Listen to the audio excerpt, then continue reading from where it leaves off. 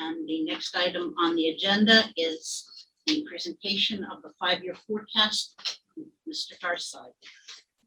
President Johnson, Vice President Ragland, members of the board and community. It's that time of year to present the first 5-year forecast of the 21-22 fiscal year. The 5-year forecast that runs from the 22 fiscal year through the 25-26 fiscal year. This is required by the state of Ohio Department of Education.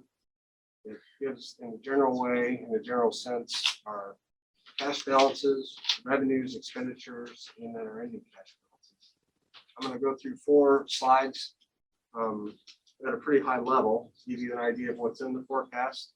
Those 4 slides are, the first one will be overall revenues, expenditures, and cash balances. The second one will highlight some of the things that are going on in our revenues. Next, I'll highlight what's going on a little differently in our expenditures this year, and then I'll wrap it up with some comparisons of other districts in Franklin. We'll go to the first slide.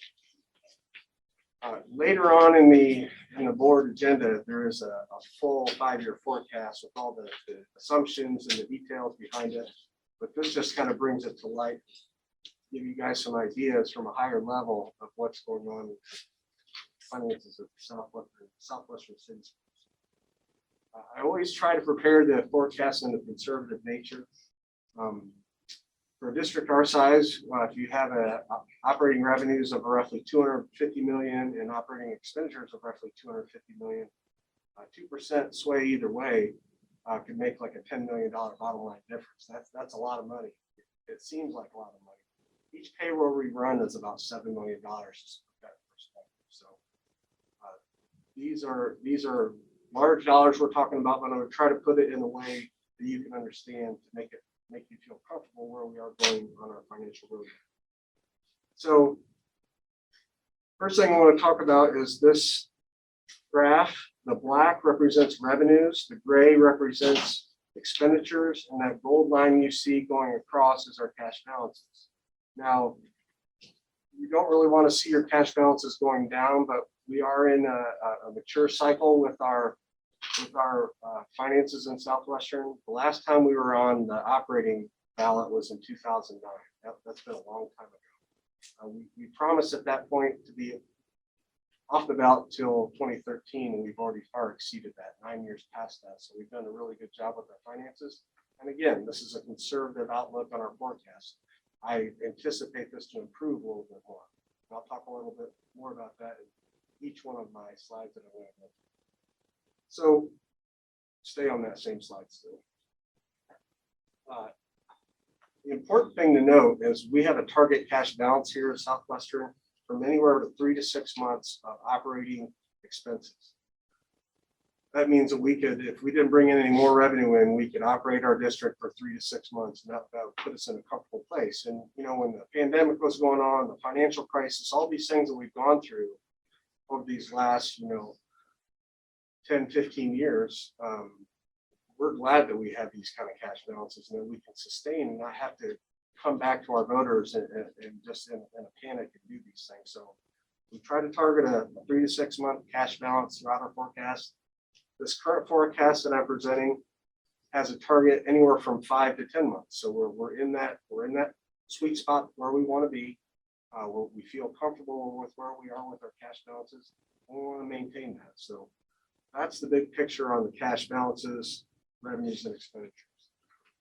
We go to the next slide. So I want to highlight a few things just about property taxes. If you're looking at the forecast itself that was given to you, provided to you, and it's been online since late last week. Line 1.010, it talks about our general property taxes. We had a kind of a anomaly happen in our school district. Everybody who lives here knows that their new Mount Carmel Hospital is going up in our district. Hospitals are exempt from taxes, but they have to file for exemption to become exempt from taxes. Mount Carmel had not done that by the time they got their first tax bill. And for Southwestern, that our portion of that was about $8 million. So they paid us $8 million last year and a half for property taxes, but they were going to get a refund on that. So it shows on our finances that we have a higher collection rate for our taxes one year in 2021 fiscal year. They're going down this year to about that $8 million number that I'm talking about, because we have refunded that money. And our tax settlement, when everybody just paid their taxes this July and August, when we received those taxes, the Franklin County Auditor withheld those $8 million and they paid Mount Carmel back. So there's a little bit of anomaly there, but it's spelled out in the forecast and it's spelled out in the assumptions as well. Also, what I want to talk about, we do have strong property values in our school district. You can see a lot of new construction going on. I think that is going to bolster our tax duplicate moving forward. We also have had over time, we've had tax increment financings or TIFs. We've had some CRAs, community reinvestment areas. And we've also had enterprise zones that are tax abatements that are provided to businesses so they will locate here. Those are starting to roll off the tax abatement status and starting to come on as new property. So it's treated just like new construction. When those come on, we do see a little bump in our property taxes that these businesses are paying. I think a good case in point, just to go back in time, it was a little controversial here in Southwestern early on when I was first here. I first came here in 1999. It's been a little while. And if you live in Grove City, the Walmart distribution center that's out there on Southwest Boulevard was in a CRA and it was not paying taxes. And a lot of our community members were upset about that. Well, they've been off tax abatement status for a long time. And that one facility right there pays Southwestern about $500,000 a year in property taxes. And why that's important? We have a good split between residential and commercial. That means when we go to pass something for a bond issue to build buildings or an operating levy to help support our schools, the businesses are paying a good chunk of that. So it's important to note that we do have a strong tax basis and it's a good diverse tax basis. We also don't have one main taxpayer as some districts do. Just to put this in perspective, if you live in Marysville, you have the Honda plant out there. The Honda plant is, if that thing pulls out of Marysville, that would be very hard on them. Our largest taxpayer, probably most people wouldn't guess this, but our largest taxpayer in the Southwestern City Schools is the Hollywood Casino. They represent about 1% of our tax base. So it's a big chunk, but it's small comparatively because we have a good first tax base. So I just want the board to feel comfortable that we're in a good spot being that way, that it's a good spot to be in and it's a good position for us. I'm going to switch now to stay on the same slide, but next to unrestricted grants and aid. There's been a big change in the way schools are funded in Ohio. House Bill 110 was a new state biennial budget that started and was passed at the end of June 2021. So we're in the first year of a biennium. Next year will be the second year of the biennium. There was a plan put in place that was championed by Representative Cupp and Patterson. It's called the Fair School Funding Plan. And this model sets up a base cost for students. What's it cost to actually educate a student, and then looks at that and then matriculates that through to the number of students we have and provides what it should cost Southwestern City Schools or any school district in the state to educate those students.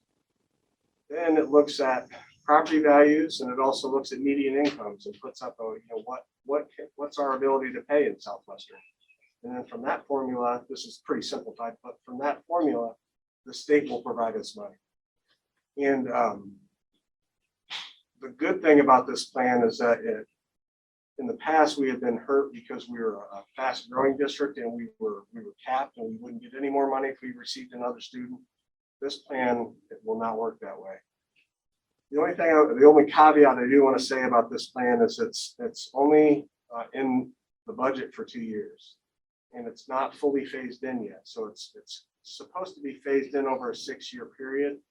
So this year it's 1/6 funded. Next year it'll be 2/6 funded or 1/3 funded if you keep moving down. So we'll have to see in new biennial budgets how this kind of pans out and how we can account for all this, but it's going to be a key to really follow this and really be champions for this, because I think it can be a good way to fund our schools. Another big thing that has changed now, if you're looking at our line 1.035 on our forecast, you're going to say, hey, this new school funding plan came in, but your revenues went from 138 million down to 121 million. I thought you said this plan was a good plan, and you just lost $17 million. What's up with that? The reason being is we were funded for community schools kids, Ed Choice Scholarship kids, open enrollment kids, and they were included in our revenues. And there was also a corresponding expenditure in our purchase service. In my opinion, I always said this inflated our revenues and inflated our expenditures. The Fair School Funding Plan takes those out, and they directly fund community schools. They directly fund the Ed Choice Scholarship Program, and they directly fund students that are in open enrollment schools. So those students are out of our counts, and we don't have to account for them anymore. And so I think that's a good thing. Just to give you the base numbers on those, we have about $1 million in the past going out for open enrollment. That would be to Columbus schools, Jonathan Alder, West Jeff. These are schools that accept open enrollment.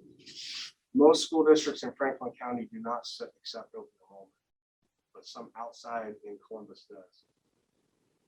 Our Ed Choice, Peterson, and Autism scholarships total about $3 million. And our community school transfer alone was about almost $15 million. That was a big chunk of money that was going out. So in the expenditure side, which I'm going to talk about in a second, the purchase service line item had gone down pretty significantly. One other thing I do want to point out, though, we have had significant decrease in our interest earnings, and those carry forward throughout the forecast in the next 5 years. Just to give you perspective on where we were in the past with interest earnings, in fiscal year 19, Southwestern City Schools earned the general fund about $5 million in interest. 2020, $5.6 million in interest. 2021, $1 million in interest. That's a big decrease. This year, I'm projecting about $400,000 in interest. Say, why is that? Why have the interest rates gone down so much?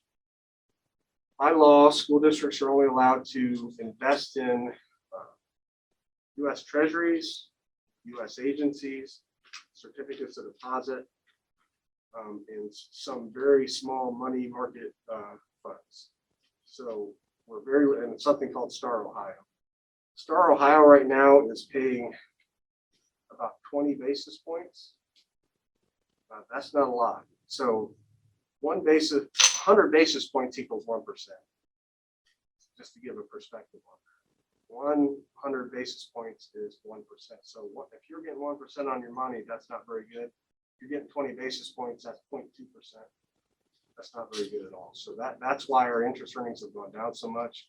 But it's something that you have to put in the forecast. You got to plan for those things. So we're not going to paint a rosy picture and try to say that, hey, we're gonna beat the market. The market is the market. Every school district in the state of Ohio is in the same boat right now, and we're all struggling to get earnings. But the important part about our investments is they're very safe, they're very liquid, and we don't have the concern of losing our principal. So that is one positive thing. Any questions on the revenue side?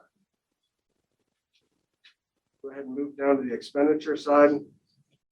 Personnel services, that's our people that we pay. That's roughly 80% of our operating expenditures when you add in the benefits that accompany those. We currently have collective bargaining agreements in place with our teachers union and our administrative association. We are currently negotiating with OPSI. Those are the biggest drivers of our services. Making sure we have good collective bargaining agreements with our groups is important.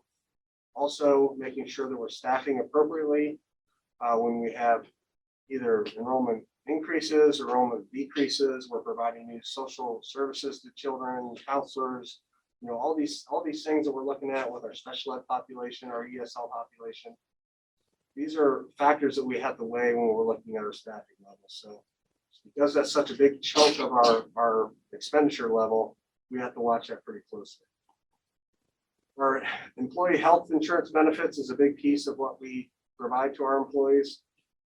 National trends right now are running close to 10% increases in employee health insurance.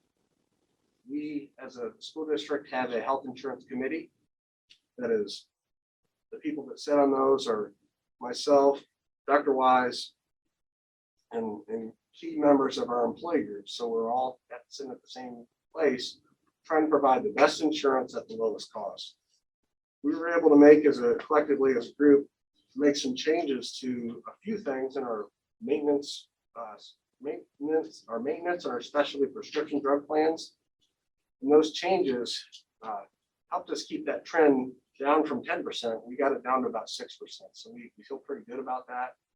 And we haven't, we've really tried to work hard in that committee and as far as our school district to try to keep those down as low as possible and still provide good health insurance to our employees.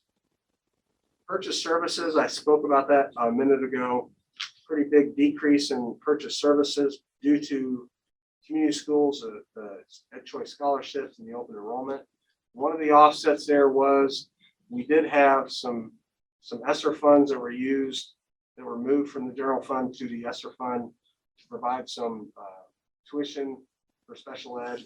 That was an allowable use for our ESSER funds that we needed to use. So we did use some of that. So there is some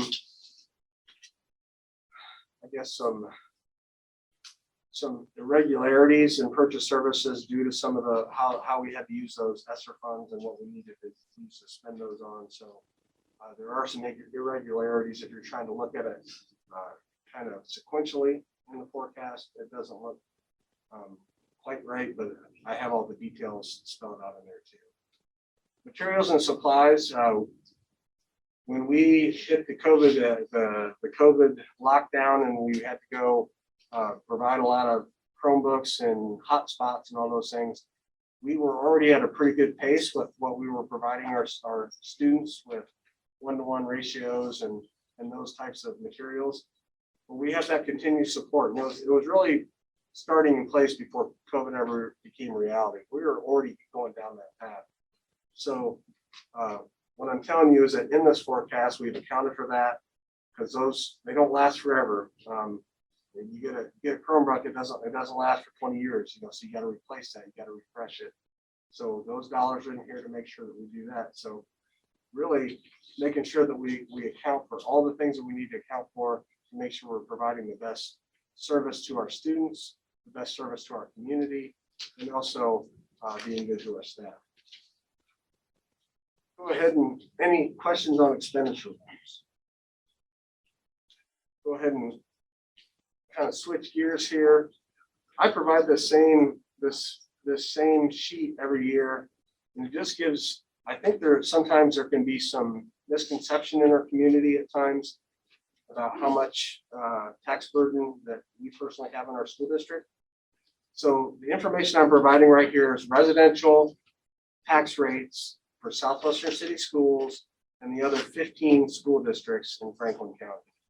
These are tax year 2020 rates that you're paying right now in 2021. So it's current bills that you've been paying. So the farthest column to the left represents all levies. If you have an operating levy, if you have a bond levy that builds buildings, if you have a permanent improvement levy that affects folks, no levy is spared here. They're all on there. So you can't say, well, you didn't include this kind of levy. You didn't include that kind of levy. This is every levy out there for every district in Franklin County. We are currently 13th out of 16 school districts. So I believe we provide a very good value for our community. You can see that gray bar there. That's where we stand. As far as operating levies go, the middle column, we're 14th out of 16. So if you take away the buildings that we've been doing, you take away the money we put away for permanent improvements like roofs and buses and textbooks and things that I was just talking about, You take those off the mix and let's just look at how we fund our district operationally. We're still 14th out of 16, so we're still providing a good bang for our buck there. And last but not least, the farthest column to the right, this is the most recent data that I can get from the Ohio Department of Education, but what this is called expenditure per pupil ranking. Expenditure per pupil is pretty much exactly what it sounds like. If you spend X amount of dollars and you have X amount of students, you divide those two, it tells you how much you spend per child. We are currently 13th out of 16 school districts in that ranking as well. We are roughly, if you look at the state average, we are roughly $1,000 less per pupil than the state of Ohio average, is what we spend per pupil. Now, what I will say is that doesn't necessarily mean that we're cheap. We have great efficiencies in a school district our size. We're one of the larger school districts in the state of Ohio. And if you have a school district that has 2,000 students, you're going to have a treasurer and you're going to have a superintendent. We have a large school district. We have one superintendent, one treasurer. So there's some economies here. We have the ability to put together buildings that are a little bit larger size, like elementary buildings. So you can really spread out the fourth graders and the third graders and make sure that you have efficient class sizes. Maybe you don't have to have as many materials on hand in certain circumstances because you're in a building that you can reallocate those and reuse those, like a computer lab. It can be used by more students at more times. So there's a lot of efficiencies that we have in our school district. And if you look at each classification, instruction, support services, and administration, we're very low expenditure per pupil if you break it out by each one of those levels. So we're down under the state average by about $1,000 per pupil. And what that means, if you took that extra $1,000 and provided it, when we spent that amount, that'd be about 21 million more than we would spend every year. That's a lot of money. That's a lot of money. So I just want to say that the important vision I'm trying to get across is that we are efficient. I think the numbers, these aren't numbers that I make up. These are numbers that I get from the Franklin County auditor. So I think it's important to note that we are, I believe, since the time I've been here, been doing a pretty good job with the dollars that we have. And I think this is supports that premise. That's all the information I have. I'm happy to answer any questions if anybody has. Just for the benefit of people here, SWA, SWIA, OPSI, those are all acronyms that stand for Our collective bargaining unit. So SWA would be our administrative association, SWIA is our teachers association, and OPSI is our classified association. But OPSI would be your bus drivers, cooks, custodians, aides, all those folks that do all those work for us. And then ESSER funds. ESSER is an elementary, is a program that elementary and secondary school emergency relief fund. Those are funds that were provided by the federal government through the American Relief Plan in dollars that we get.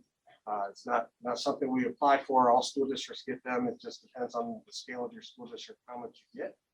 But we have been provided those funds, and we're trying to really parlay those into good things.